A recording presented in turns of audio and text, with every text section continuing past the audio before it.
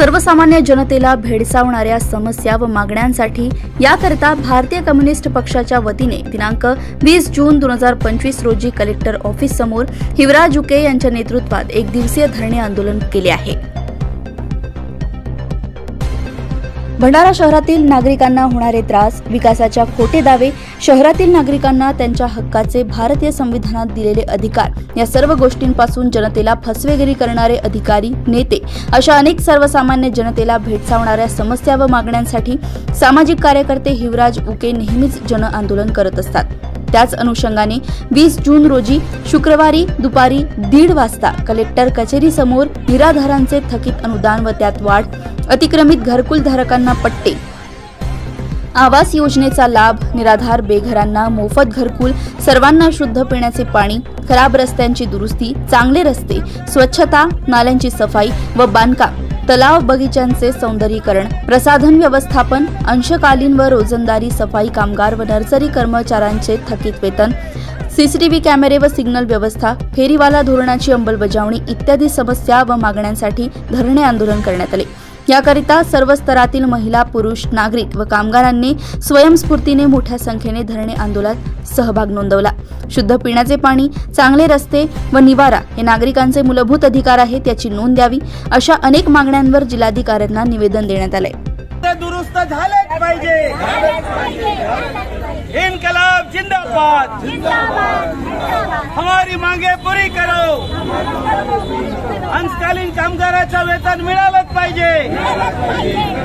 निराधाराचे 6 महिन्याचे थकीत पगार मिळालंच पाहिजे।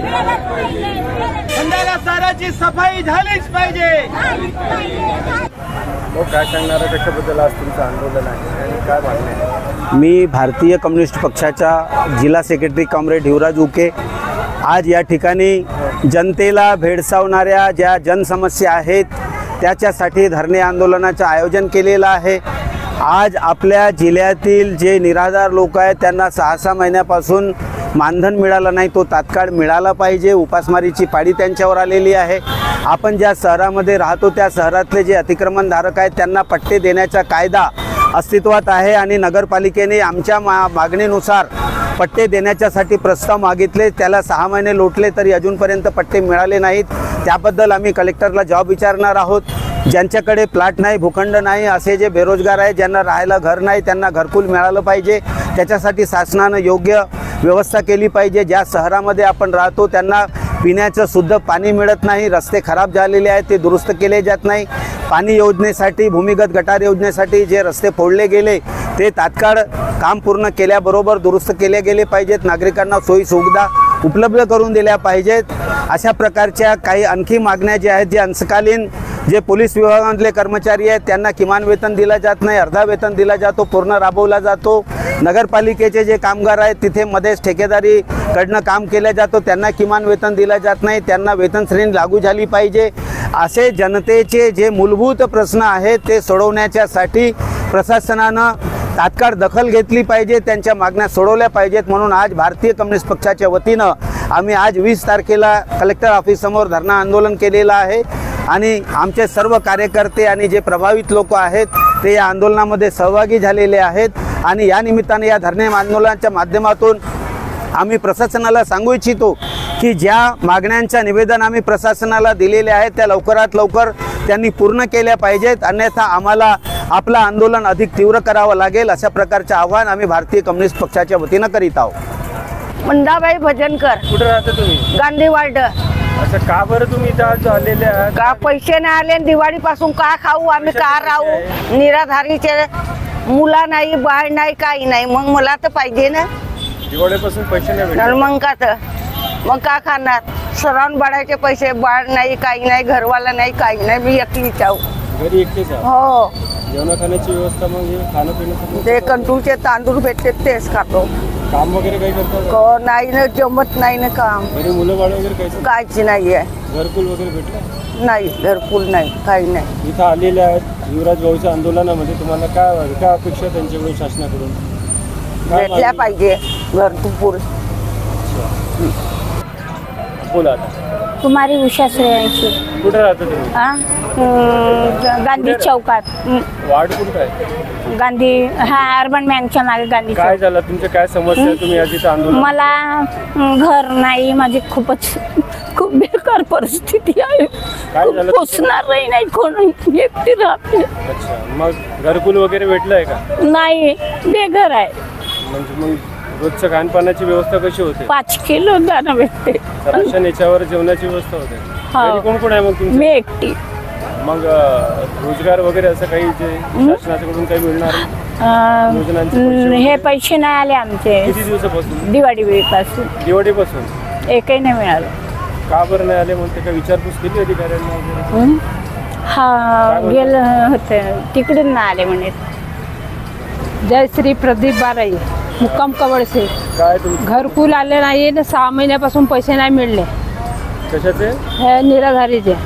अच्छा, घरची परिस्थिती म्हणजे घरी हो. कोण कोण आहे? आणि मी आहे. अच्छा, भाऊ काय करतात? ते गेले 10 वर्ष झाले. मग आता मग घर पाणी वगैरे कसं हो. चालते? मी रोजीन जावाचा न करावचा, घरकुल नाही भेटला? नाही भेटली घरकुल. अच्छा, काय मागणी आज भाऊच्या बरोबर तुम्ही इथं आले आहे? हो, तर आम्ही आला इथं आंदोलनासाठी घरकुलसाठी. आणि 6 महिने झाले पैसे नाही भेटले आम्हाला, हां. 10व्या महिन्यापासून. मेरा नाम दीपक अंकुशे है। मैं काजी नगर में रहता हूँ, सरकारी दवाखाने के पास। वहाँ पर हम लोग 30 साल से रहते हैं। आज हमारे मम्मी पापा गुजर गए और हमारे घर में एक भाई है जो 12वीं पढ़ा है और बहन भी पढ़े लिखे हैं, 7वीं 8वीं पढ़े हैं। पर हमको कई साल से हम रह रहे हैं वहाँ पर 25-30 साल से, पर हमको घरकुल का लाभ भी नहीं है और हमारे घर में नल नहीं है, पानी की सुविधा है और संडास बाथरूम नहीं है। एक मोहल्ले में पानी भरने जाना पड़ता है और संडास के लिए भी हमको तालाब की तरफ जाना पड़ता है और हमको कोई सुविधा ही नहीं है सरकार की तरफ से।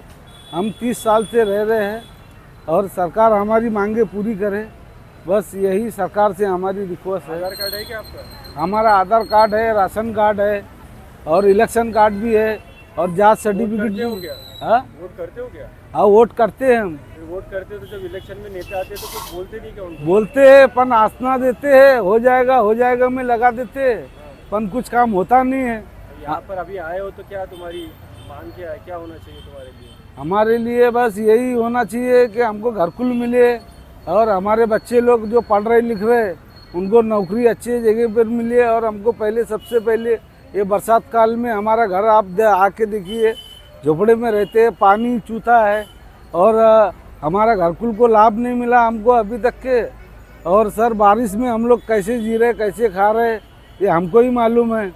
और हम लोग ने कलेक्टर को ये हमने लिख के दिया था, वहाँ 14 लोगों का परिवार था पहले, और वहाँ पानी का बाढ़ आने की वजह से वो लोग चले गए घर छोड़ के। आज हमारा 2 ही भाई का घर है वहाँ पर।